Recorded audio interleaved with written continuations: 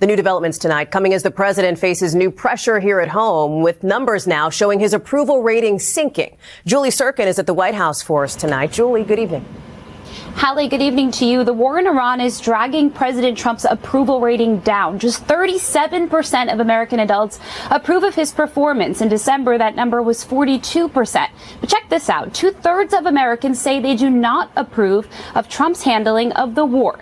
The economy also a major factor. The situation in Iran is causing oil and gas prices to soar and inflation to spike. Just 13% strongly approve of the economy under this president. Now, all of this is creating new pressure for the White House to quickly reach a deal with Iran to end the war and start bringing those prices down. The next 48 hours are critical. Hey friends, welcome. Adam is here, so let's get started. The most dangerous shift isn't coming from judges or prosecutors or the opposition. It's coming from inside, from the cabinet members Trump himself placed in power, who signed off on his decisions and defended him publicly while having very different conversations behind closed doors. Michael, you've spoken out about witnessing Donald Trump's bigotry behind closed doors. You've spoken about it now under oath. You've written about it. And so I want to go to you first. Take a look at this key moment in last night's debate. Proud Boys, stand back and stand by. But I'll tell you what. Somebody's got to do something about Antifa and the left, because this is not a right-wing problem. Stand by to the Proud Boys, and when he was asked about white supremacy. Michael, your view of that, and what have you seen in your time with him that helps explain that so people know what they're voting on if they want to support him in November? Trump has made racism a central tenet of this campaign. And in this case, he's blown his dog whistle at the Proud Boys, and he's essentially called his supremacist horde, to their battle stations. That's how I saw it. And it's really not what people think. Those conversations are no longer staying behind closed doors. Congress is moving with urgency that signals they understand something the public is only beginning to grasp. When your own cabinet starts putting distance between themselves and your presidency at the exact moment Congress is sharpening its constitutional knives, the walls aren't closing in from the outside anymore. They're closing in from every direction at once. Welcome back to America Decides. 10 House Republicans voted to impeach Donald Trump after January 6, 2021. Just a few years later, only 2 of them are left in Congress. Congressman David Valadao of California and Dan Newhouse of Washington State both won re-election last week. The other 8 lawmakers either lost in 2022 or decided not to run. CBS News political reporter Hunter Woodall joins us now to discuss. So they are an endangered species. Hunter, what accounts for the survival of these 2 members? It's fascinating, Nancy, because it's a unique primary system that really has benefited both Congressman Valadao and Congressman Newhouse. Washington State and California, where they're both from, have a nonpartisan top 2 primary systems. They've been able to advance to the general election, building some of that coalition that shows, why they were able to appeal to both maybe moderates, conservatives, and maybe even Democrats. The last time Washington looked like this was the final days of Watergate. Let me tell you why this impeachment storm is hitting differently than anything that came before it. We have been here with Trump twice before. Twice before, impeachment followed the same arc. Democrats bring articles, Republicans hold the line, the Senate acquits, everyone moves on. The President of the United States incited this insurrection, this armed rebellion against our common country. He must go. He is a clear and present danger to the nation that we all love. A single article of impeachment accusing the president of incitement of insurrection in his remarks before last week's riots began. Donald Trump is a living, breathing, impeachable offense. It is what it is. It wasn't another country that attacked us, but our own president. All 222 House Democrats voting in favor of impeachment. And unlike the first impeachment of President Trump, where no House Republicans supported it, this time 10 broke ranks, including Jamie Herrera Butler. My vote to impeach our sitting president is not a fear-based decision. I am not choosing a side. I'm choosing truth. It's the only way to defeat fear. But this time, the mechanics are fundamentally different. This time, the pressure is not coming from one direction.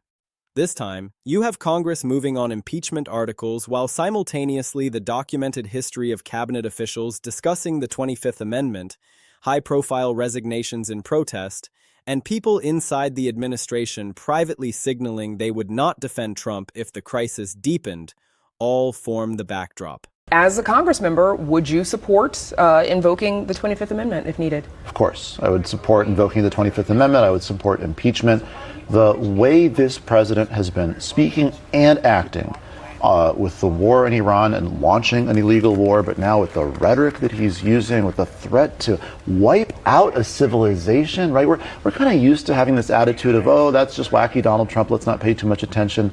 We can't afford to treat this kind of threat of genocide, threat of an obvious war crime as just something to roll our eyes at. This is dangerous, it's wrong, it's immoral, it's a threat to our core values, and it's a threat to America's ability to ever enter into productive partnerships with any other country. We've got to end it. This person is dangerous, and he's obviously falling apart mentally. He's got to go. The 25th Amendment piece is the linchpin that makes this story different from every previous impeachment fight. Impeachment requires Congress to act alone. The 25th Amendment requires the Vice President and a majority of the cabinet. If the cabinet is flipping, if the people Trump appointed are the ones pulling the constitutional lever, the political calculus changes entirely. You cannot call it a partisan witch hunt when the people initiating the removal process are your own cabinet members, the people you chose, the people you trusted, the people who sat in those meetings with you.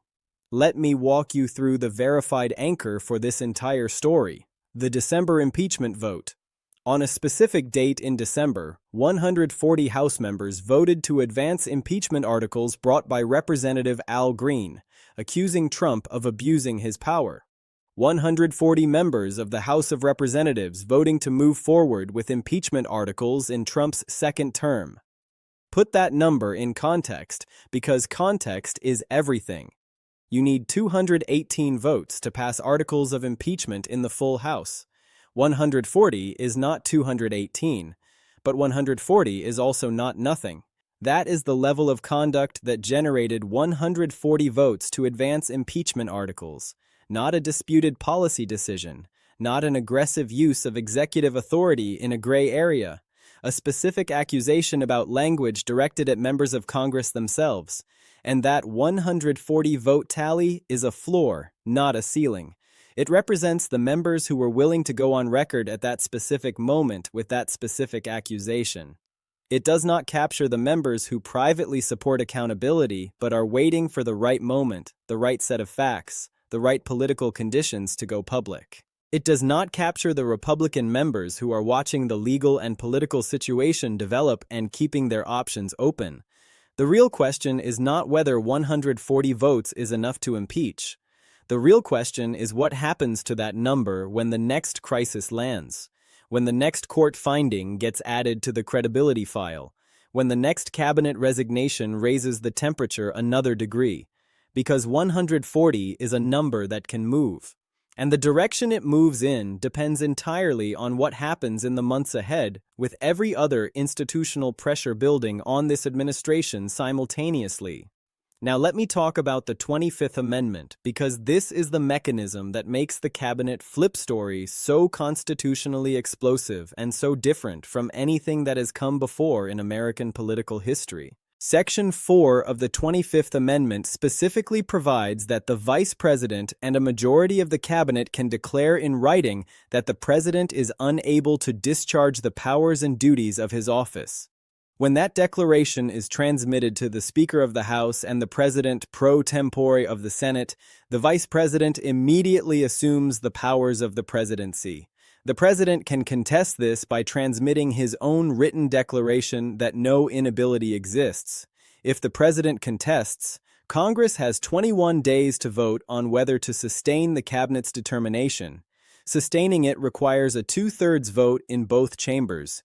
If Congress does not sustain it within 21 days, the President resumes his powers. Here is why that mechanism is so politically lethal if the Cabinet actually moves. Under impeachment, Congress acts alone. The political story becomes Democrats versus Republicans, opposition versus administration, partisan attack versus legitimate accountability. The president and his allies can run the partisan defense and hold enough Senate votes to prevent conviction.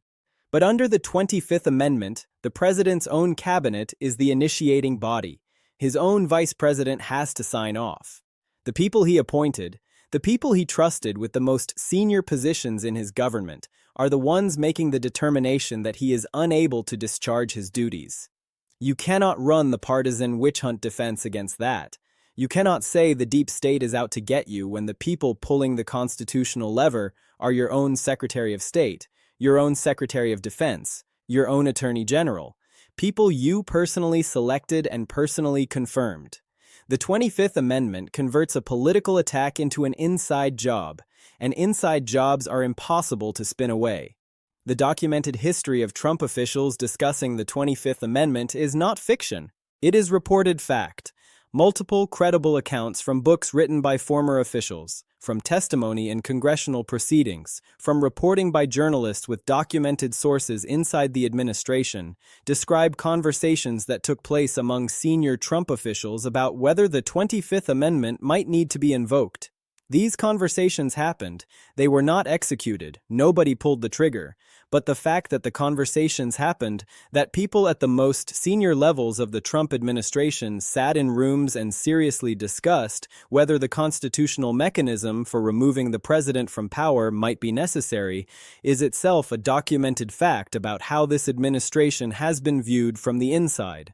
And that documented fact is the backbone of the cabinet flip narrative because it establishes that the idea of Trump's own people moving against him is not a fantasy invented for content. It is a documented conversation that has already happened. Let me also address the high-profile resignations because they are part of the same story. When senior officials resign in protest, when they walk out of an administration publicly citing their inability to continue serving in good conscience, they are doing something that has political consequences far beyond the individual departure. They are putting on the public record that from the inside, from the perspective of someone who had access to the full picture of how decisions were being made and how this administration was operating, the conduct was serious enough to require a public break. Every resignation in protest adds to the documented body of evidence that the concerns about this administration are not purely external and political. They are internal and substantive. They come from people who were there, who saw what was happening, who made the calculation that staying would make them complicit in something they could not defend. The accumulation of those resignations, each one a documented public statement about the inside view of this administration's conduct, is part of what gives the cabinet flip narrative its credibility and its resonance. Now let me connect all of this to the broader institutional pressure arc. The impeachment storm and the cabinet flip are not happening in isolation. They are happening alongside fraud findings, contempt findings, asset seizure threats, bank records investigations. All of these institutional pressures are converging simultaneously on the same administration. Courts, Congress, the financial system, and now potentially the cabinet itself. When that many independent institutional pressures converge on a single target at the same time, the political physics of the situation change fundamentally. Each institution's action gives every other institution more cover to act. Every court finding makes it easier for Congress to say the accountability concerns are documented and credible. Every congressional vote makes it harder for the administration to dismiss the legal proceedings as purely partisan. Every resignation that adds to the public record makes it a little more conceivable that the people inside the administration are watching the situation and making their own calculations about when to distance themselves and how.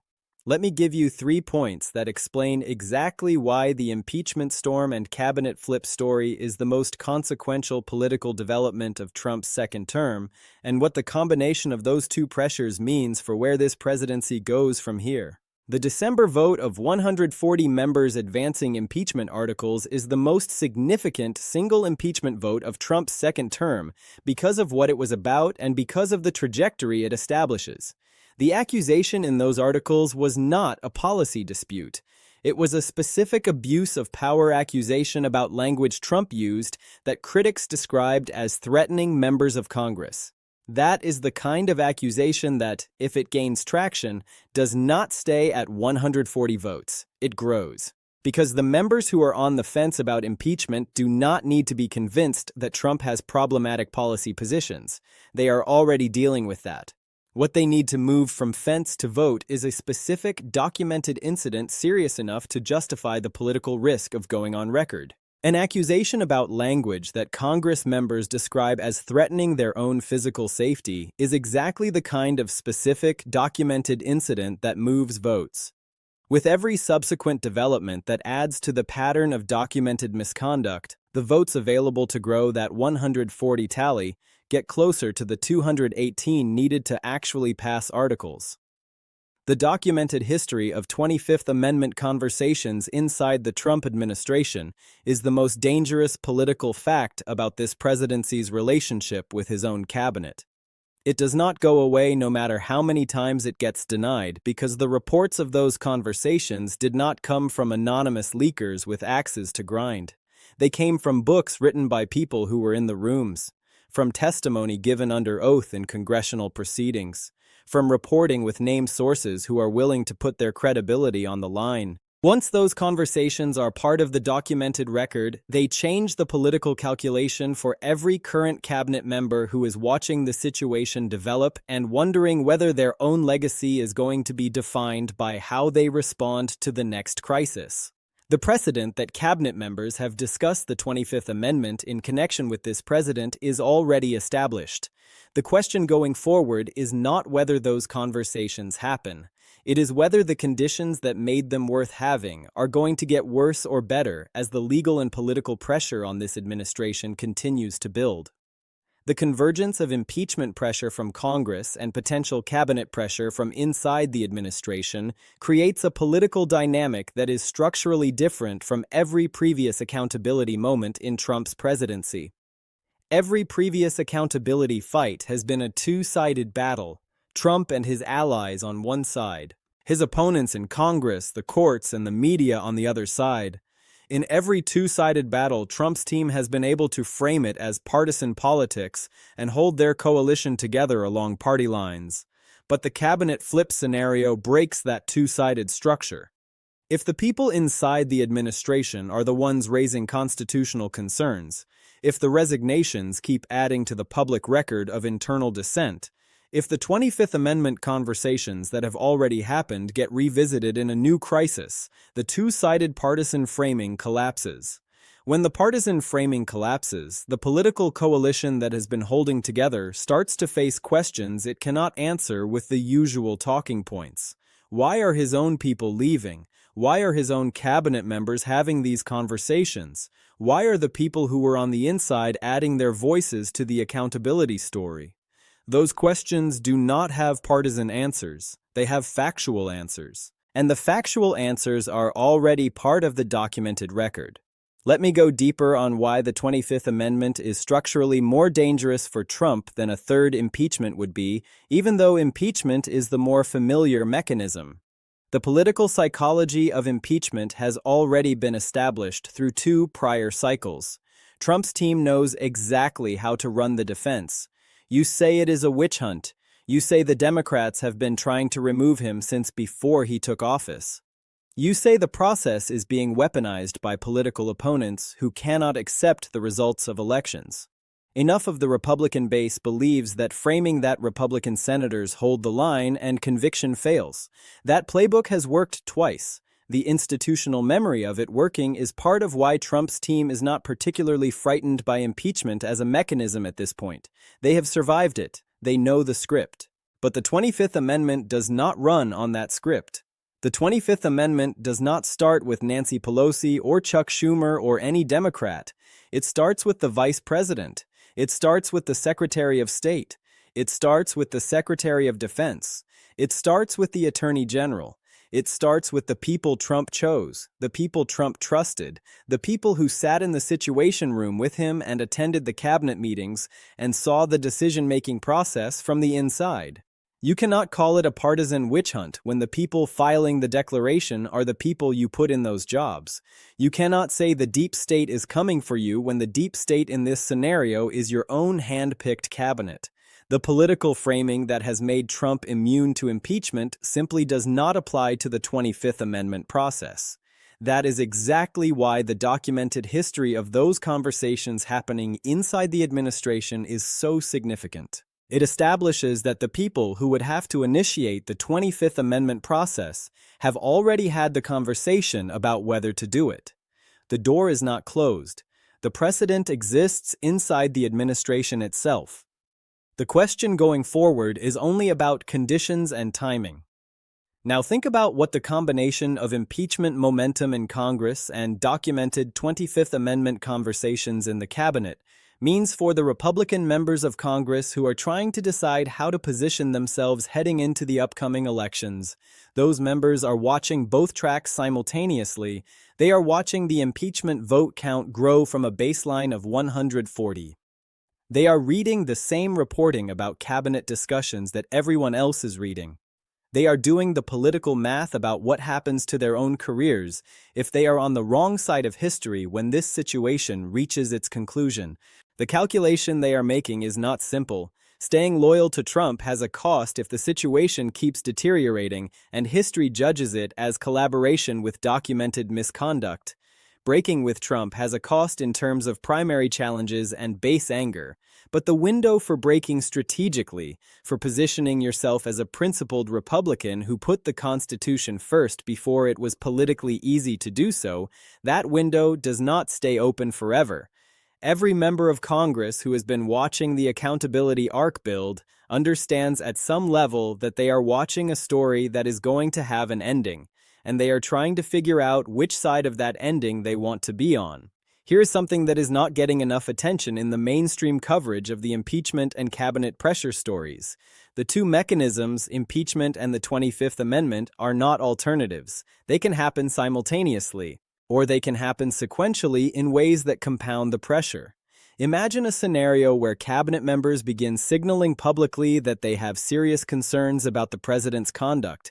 Those signals generate more congressional pressure, which generates more impeachment votes. More impeachment votes generate more public scrutiny of the administration, which generates more pressure on cabinet members who are trying to protect their own legacies. Each track feeds the other. The impeachment momentum gives cabinet members political cover for distancing themselves. The cabinet distancing gives impeachment advocates more credibility and more Republican defections. The two mechanisms are not separate stories. They are two parts of the same converging constitutional pressure that the founders designed the system to be capable of generating when the conduct of a presidency genuinely threatens the constitutional order. Let me be direct about one more thing. The scenario we are describing is not inevitable. It is not a prediction. It is an explanation of the real constitutional mechanics that are in play and the real documented pressures that are building. Whether those pressures reach the thresholds required for actual removal depends on decisions that have not been made yet. Decisions by members of Congress who have not committed yet. Decisions by cabinet members who are watching the situation develop and calculating their own positions. The story is still being written. But the ingredients for the constitutional endgame scenario are real. The impeachment vote of 140 is documented. The 25th Amendment conversations inside the administration are documented. The resignations and protests are documented. The legal and financial pressure from the courts and attorneys general are documented. All of the pieces are in place. The question is only whether the people with the power to act decide that the moment has come to use the tools the Constitution gave them. That question is being answered in real time right now. In the halls of Congress, in the cabinet rooms of the White House, in the courtrooms where the documented case for accountability keeps getting built one ruling at a time. Here is exactly where we stand. 140 House members voted to advance impeachment articles accusing Trump of abuse of power, establishing a verified floor of congressional support for removal that is available to grow with every new development. The documented history of senior Trump officials discussing the 25th Amendment in connection with this president is part of the public record through books, testimony, and reporting with identified sources. High-profile resignations and protests have created a documented body of inside accounts describing the administration's conduct from the perspective of people who were there and decided they could not stay. All of that congressional and cabinet pressure is converging simultaneously with fraud findings, asset seizure threats, bank record investigations, and judicial credibility findings that are building the documented case from multiple institutional directions at once. The impeachment storm is not fiction. It is the real constitutional mechanics of a system under stress, responding to documented conduct that multiple institutions have independently concluded requires accountability. And the storm is not over. It is building.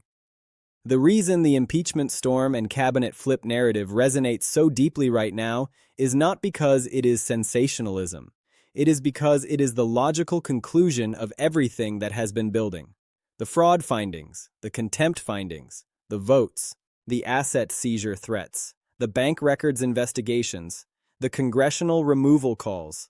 All of it has been pointing in the same direction, toward a moment when the documented case for accountability becomes impossible for enough people and enough institutions to ignore. The impeachment storm is that moment taking shape. The cabinet flip is that moment potentially coming from the inside. The 25th Amendment is the constitutional mechanism that converts documented internal concern into actual political consequence. The storm is building. The pressure is real. The constitutional tools to act on it are ready and waiting for the people with the authority to use them to decide that the time has come.